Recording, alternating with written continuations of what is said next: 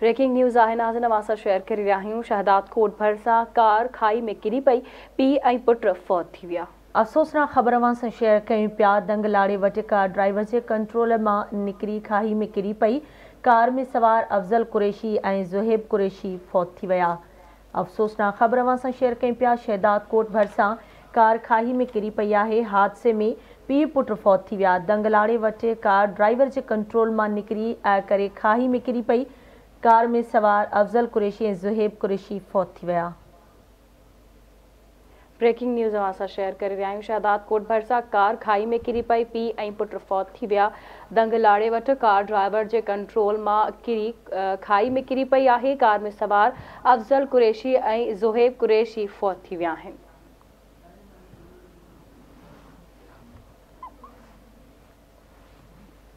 शहदाद कोट में ख़बर है जिते कार खाई में किरी पई आहे, पीउ पुट फौत थी विया। दंग लाड़े वटि कार ड्राइवर जे कंट्रोल मां निकिरी खाई में किरी पई आहे। कार में सवार अफ़ज़ल कुरैशी ऐं ज़ुहैब कुरैशी फौत थी विया।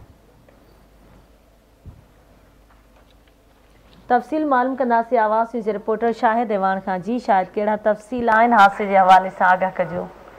जी बिल्कुल, शहदाद कोट का सखर वींदड़ शहदाद कोट की कुरैशी फैमिली का अफ़सोसनाक वाक़ियो पेश आयो है, जैसे नतीजे में कार सवार जो है मोटरसाइकिल जो मशहूर मिस्त्री है शहदाद कोट जो उस्ताद अफ़ज़ल ऐं उन जो पुट जो है 13-14 सालन जो है 6वीं क्लास जो शागिर्द ज़ुहैब कुरैशी जो है वे पानी में कार किरण सबब ठॾे ते जो बुढ़ी फौत थी आहिनि, जंहिंखे बी सेक्शन थाने की पुलिस खड़ाए शहदाद कोट की तालका अस्पताल पहुंचायो है। जॾहिं त हादसे वारे हंध ते ॿुधायो वञे थो त कार हिन वक़्त ताईं पानी में मौजूद है, जिते जेके रेस्क्यू जा जेके अमलदार आहिनि उहे कार की तलाशी वठी रहिया आहिनि। जेके वधीक जेके फौत थियण जो ख़दशो पिणु ज़ाहिर कयो वियो आहे। हिन वक़्त ताईं जेके अस्पताल में आंदा विया आहिनि उन्हनि जो जेको तादाद आहे उहो 2 आहे, जॾहिं त रेस्क्यू अमलो वधीक जेको आहिनि जेके माण्हू उन्हनि खे रेस्क्यू करण जी कोशिश में रुधल आहे। जी ठीकु आहे, मुंहिंजी वॾी महिरबानी शाहिद अपडेट करण लाइ।